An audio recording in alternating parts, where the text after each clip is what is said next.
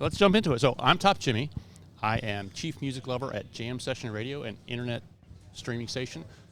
We focus on the best stuff from the 80s and 90s, rock, metal, blues, all that kind of stuff. Awesome. So I find it like one of those semi-pinch me moments, right, that I'm sitting here with part of the lore, right? I see it as lore, of the metal scene. I'm here.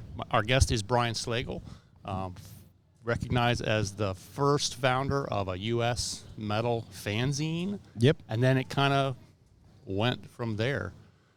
Morphed into a record label of all weird things. Right? And it's like, going back in time, I talk about the lore.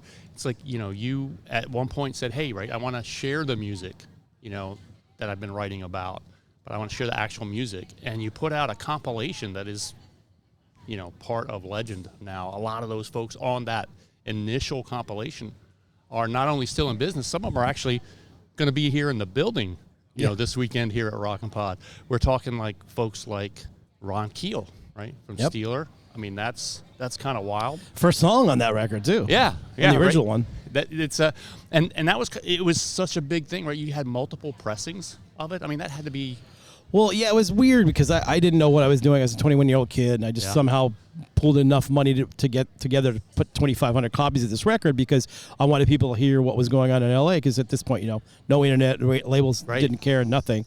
So put it out. It sells out like in a month, and they're like, we need more. I go, I don't have any money to get more, so we had to do a repressing. We had to license it to some other company called Gem that put it out that never paid anybody ever. They went out of business. Then we got the rights back and redid it again, and it was a whole big thing. But there's actually a really quick. I'll give a real quick plug. If you go to, there's an app that you can download. It's like Netflix called Thunderflix. Okay. And we did a documentary on this first Metal Massacre album, and all the bands are in it. Metallica, Lars and James are in it. Ron Keel's in it. Everybody's kind of in it. It's pretty fun. So. That tells you the whole story of the whole thing. It was I'm getting into kind of pretty those interesting. things. So, I will definitely check that out. And it's just kind of wild, right? That even right off the bat, it sounds like you got introduced to the not so great side, right, of the music industry, right? People ripping you off and people not, and then the whole I've learned from some folks, licensing is complicated. Oh yeah. Yeah, I made almost every mistake you could possibly make on that first record, but you learn, right? You learn from that sort of stuff, right? And so, I mean, you were a young guy. You were 21 years old. I mean, that's just. I think back to my 21-year-old self, and I love music, but you took it to another level. I mean, I was at the bars drinking, watching some of these guys on stage, and you were like, "Hey, listen to this, share it." I love the music so much, and I was really inspired by the new wave of British heavy metal scene with Iron Maiden and Saxon and Def Leppard and everything in England, and that was a very do-it-yourself attitude. So then there were compilation albums that came out there, specifically one called Metal from Others, that I go, hey, if somebody over there can do it, maybe I can do the same thing here, and that's kind of was the impetus for that. And I just love the music so much. I can't play any instrument, so being in a band was not an option for me.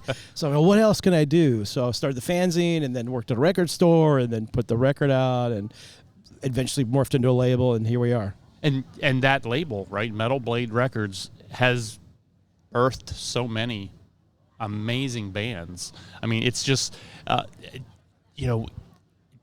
what do you think it is that has allowed you to be able to identify and pick out some of those bands that are like, are going to be luckily something that appears? Yeah, lucky enough, my taste is pretty similar to a lot of other people's taste. So stuff that I like, a lot of other people like. So that's a big help. And the label, like everybody that works at the label are all massive metalheads. We're all fans. Excellent. We still do it because we're fans. We don't do it for anything other than that. We're friends with all the bands. So it's a really big community. But I think the whole metal community in general just it's just such great people, and made so many great friends between the bands and other people that work outside. It's just a great place to be, and I still love doing it 43 years later. I think that's the key, right? It's one of those things. If you do something you love, you never work a day in your life. Exactly. Kind of thing. And just to be around the folks in the industry. And I've only been doing this for, I think this is our third ROCKNPOD, only our second one to where we've done interviews. But it's getting to know some of the folks and getting to talk to them a bit more. You start to realize, A, it's a family, and B, they all love it. And it's just amazing to see folks there's the bad side, and usually that's some business, related thing. Is kind of what I see. But there's the family side, and it's just so cool to see folks like reach out and help each other, and like, we're trying to put together a couple of days, a run down the East Coast, and who wants to partner up with us? And folks just working together and helping each other out. Yeah, I mean, people talk about competition between labels and stuff. We all know each other. Everybody's fans. All the other metal labels, we're all fans, and we all work together because we all have bands that need to play on different tours, and we do promotions together and stuff. We're friendly with pretty much everybody in the community, really. Yeah, that is such a thing that, as someone coming from the outside, I didn't exactly realize how tight knit it was like that, and it's super amazing, and one of the things that just I love running into and seeing. And then some of the things that I was talking with some of the guys from Tummy Twins Media, and it's just some things are just chance. It just total chance. What's like something that just you feel like maybe you kind of just lucked into, or just was a random? Well, I mean, the Metallica thing. I met Lars when he first moved to California. We became friends, and he formed a band and said, "Can I be on your record if I put together a band?" I'm like, "Sure." And that ended up being Metallica. And they're very nice, and they've given me a lot of credit over all the years, and part of the Metallica lore. And people ask, it's just really, that's just right place at the right time. I just happened to be in LA, and he just happened to move to LA from Europe, and he didn't think anybody in LA would know anything about the new wave of British heavy metal, because there were probably two of us in LA that did. Right. And just, again, I was just in the right place at the right time to be around all these great bands, Rat and Motley Crue, just everything that was around then. If I wasn't living in LA at that time, who knows where life would have taken me, right? So that's the first thing I go, because people ask what was I just in the right place at the right time. It wasn't anything spectacular other than that, really. If I was living in Idaho, it probably wouldn't have happened. Right. And then it's amazing, like how things progress as a chain. So my day job, I work IT for a major corporation, and it was interesting because back in December, the CEO has an all hands, and it's about culture shift and communication. And so he starts off with a slide, and there's 3 images on the slide, and one is some fighter jets, another is the U.S. men's Olympic basketball team, and the other is a shot of James Hetfield on stage. And I'm like, I'm doing the RCA dog thing where my head's kind of sideways going, where's he going with this? And so he's telling the story, and so the third segment of his all hands story, it turns out the CEO of my company is a huge Metallica fan. Yep. And he is like, I'm like, wait a minute, what? And then I try and reconcile that. It's like, that actually makes sense. He's right, of the correct age, but it's just amazing how it's touched so many things. Just a random thing, like you said, just a random act of Lars moving to the States where you are. But stuff like you mentioned, that blows my mind, because you never, when you're making music and you do what we do, you never think about who's listening to it or who gets affected to it. But it blows me away. I'm a big hockey fan, ice hockey fan. So I have some friends that have a clothing company called Violent Gentlemen, and they're really tight with the Anaheim Ducks. And I went to a Ducks game in the owner's suite, Samuel Morelli. I can never say it right. Anyway, and his assistant was in there, and he was telling me, like, he's like a massive Metallica fan. Like, he takes his private jet and just quietly goes to see them all over the world. And he's like, if those guys ever want to be in a suite at a hockey game or whatever, so I'm sure they can get in there. But it's the same thing. You just never, the owner of the Anaheim Ducks is like a massive Metallica fan. Who knew? And then the next thing happens, like, he said, so my son and I have this thing. He says, for those of you who don't recognize, that's James Hetfield from the hard rock band Metallica. Like probably the greatest hard rock band ever. And then he has a little side thing. He's like, some people might say it's AC/DC, but I'm thinking, this is a guy who's the CEO of a huge corporation. And he comes back to, he's like, so my son and I, we have this thing whenever Metallica's on tour, we make sure and go and see them. He says, we've probably seen them about 18 times now. And I'm like, son of a bitch, the CEO of my company seen Metallica way more than me. That just doesn't seem right? I consider myself, a pretty big Metallica fan. But so, your label has put out not just the things that folks think of, amazing stuff from like Slayer, but like I remember stories about you guys were putting out Gwar.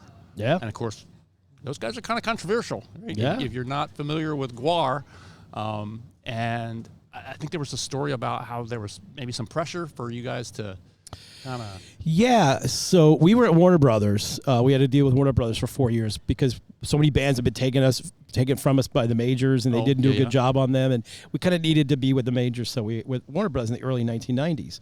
So when we got there, Warner's was this cool major independent label. Mo Austin, the legendary Mo Austin, was running it, and Lenny Waronker, another music business legend. They were just, it was an independent company. They weren't owned by any big corporation. So we got there, everyth's all good.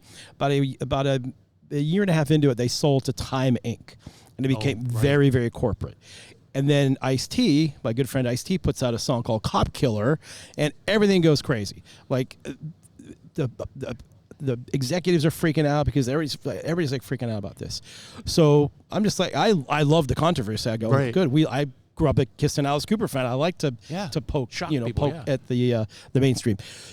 So unbeknownst to me, we started putting, we're doing Guar and everything. We've done a couple Guar records at that point already. So we do this new Guar record. They like to push the boundaries, and they had a song on there about killing a baby. And I got called in to Warner Brothers by our product manager and said, hey, we need to talk to you. I'm like, okay. So some lawyer comes in and says, okay, so this Guar record, we've gone through it, and there are 2 songs you need to take off the record because it doesn't fit with the new corporate mentality you have here. I was like, excuse me? And they said, I go, look, I'm not telling a band and an artist what they can and cannot say. Like, I'm not doing that. So I'm not taking these songs off. So I had to go to Mo Austin and Lenny Waronker and say, I can't do, if this is going to be the future, I can't do this. We have to leave because I'm not going to tell our bands what they can and cannot say. That's completely against what I'm for. So they were great. They understood. They're like, we hate it too. We don't like it. They let us go, let us out of our deal. They kept the Goo Goo Dolls, which is good because they did really well. We made some money from that, and we left. But yeah, I wasn't going to tell any band that they couldn't say something. That's absolutely awesome. I mean, I think that's one of the things, right? Is it's art. It's folks' expression. Exactly. It'll. In the end, right, if no one likes it, no one will buy it. Yep. Right? And I get they're business guys, but still, right? So I love, folks that stand up for their rights. And I've kind of, doing some research for the podcast and whatnot, I found you've got a podcast nowadays. Yeah. They just started doing it. It's called 100 Songs That Define Heavy Metal through the Pantheon people, so it's available wherever you want to listen to it. We just talk about, it's not a countdown or anything. It's just like 100 kind of random songs, but ones that I feel important or guests feel important. And it's kind of fun. We break it down. We have Martin Popoff, the great Martin Popoff, who's written 150 metal books. He talks about the history. Then I talk to some of my producer friends about the production of the song, and then we get somebody in that's either was on the record or involved with the song or just a big fan of it. We kind of talk about it. It's fun. It's a lot of work, but it's fun. Yeah.